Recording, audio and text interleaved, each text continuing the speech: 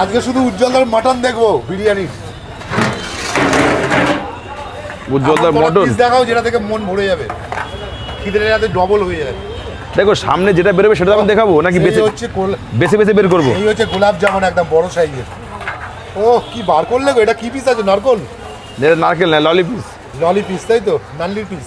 হ্যাঁ, আর এই যে আরো বেরোচ্ছে ও এটা থল কি গো? থলে থল থলে, এই যে ও একদম দেখে পুরো রিয়াজি তলতল করছে। তল তল করছে।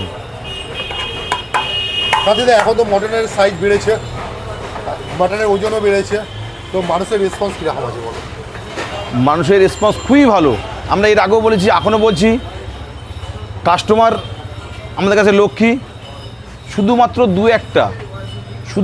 দু একটা ফুটবলার বাদে, আমি সব ফুটবলারকে বলছি না, তাদের আমি মেডেল তাদের মাথায় রাখি না, ওর বাদে খাতায় পড়ে গেছে বা ধর ছেড়ে দিলাম, দু একটা ছাড়া আর কেউ বলছে না যে উজ্জ্বলদার বিরিয়ানি এই মুহূর্তে নাম্বার 1 না।